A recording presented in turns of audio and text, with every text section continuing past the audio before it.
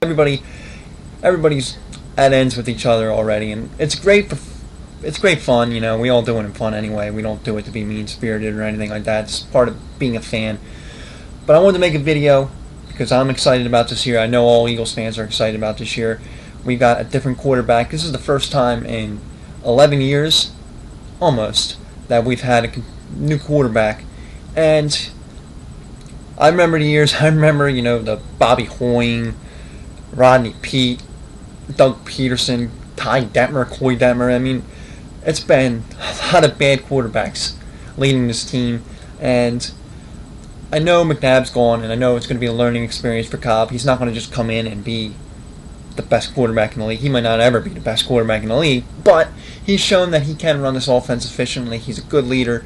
Guys on the team seem to really like him. I mean, everybody's saying, we're excited about Kevin. We're ready for Kevin to be the quarterback, and that's a good thing. We're going to miss McNabb. I mean, let's be realistic. He was the best quarterback in franchise history. A lot of Eagles fans don't want to admit that, but he was. He took this team to 5 NFC Championship games and won Super Bowl. He's the only one other quarterback has taken this team to the Super Bowl, and that was Jaws, and that was in 1980, and that's a long time ago. But McNabb did take this team to a Super Bowl, so we have to be realistic. He was one of the best quarterbacks in this franchise history, but it's time to move on. It's time for a new beginning. You've got a young offense with young guns, players who have consistently shown that they can play in this league. I mean, Deshaun Jackson, I don't remember the stat. I think he had 7 touchdowns of 60 yards or more.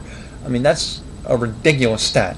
Yeah, he's not playing the best corners in the league because nobody in this division really has shut down corners, but they do have good defenses, and for him to get that many touchdowns and that many yards or more shows the talent that he has. And if you can get a young quarterback who can get him that ball accurately, right on the nose, and he can maybe spin, break tackles, and get down the field, I mean, you can have some really quick touchdowns still with Kevin Cobb. But this is going to be more of a Jeff Garcia run offense. It's going to be that quick slant, that quick pass, drop back, get rid of the ball. Hopefully, Andy says he's going to run the ball more, but they say that every year. I don't believe he's really going to run the ball more. But we'll see what happens. As far as Michael Vick goes, I'm not a fan. I've never been a fan of Michael Vick. Forget about the dog thing. Forget about the whole shooting that happened this summer. I've never been a Michael Vick fan, and I'm still not a Michael Vick fan. I would like to see them try and get a draft pick for him, depending on what Brett Favre does up there in Minnesota. I'm sick of hearing about him. Depending on what he does, you could trade Michael Vick to the Vikings for a draft pick, but I still think Favre is going to come back. It's pretty obvious he's going to come back. We'll see what happens as far as the Wildcat goes. I would really like to see them run the Wildcat less. Let's give Kevin Cobb a shot here. I mean, it was fun with McNabb because McNabb, he was older, he was more injury prone, so to take him out of games and put Vic in there and give him a rest and prevent injuries, it didn't really work. I mean, they weren't really a great team last year. They had a lot of problems. They had injuries, but they did have a lot of problems. They didn't have a lot of leadership. I think this year is going to be a little different. They're younger. They're more an up-and-coming team. Their defense is sketchy. I don't know what you're going to get out of their defense. Their front line, the defensive line is pretty good. I mean, you've added some players to that line that can really help get some pressure on the quarterback. Your linebackers, Bradley's coming off of the injury. You don't know what you're going to get out of him. And your secondary, I don't know what to expect from the secondary. There doesn't seem to be anybody who wants to tackle in the secondary, and when you're in the secondary, you have to tackle. It's more so than the other guys. You have to tackle. You can't let them get down the field and score big touchdowns, and that's what Asante Samuel does. He goes for the interception. If he misses the interception, there's a touchdown. I mean, Ellis Hobbs, Mr. 15 yards, Macho Harris, you don't know what you're going to get out of them. We'll see what happens. We'll see how the defense goes. I'm excited about the first preseason game. I think it's going to show a lot. As far as where they stand right now, Cobb's going to get a few reps in early. They'll probably take him out after the first quarter. He's not going to play much. But we'll see what happens. I know there's a lot of people clamoring saying Vic should have a chance to be the starting quarterback. I don't think so. I don't agree. This is Kevin Cobb's team. He was drafted. He's waited.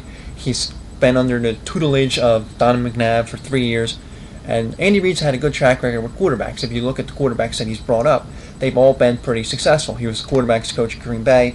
He brought up Brett Favre.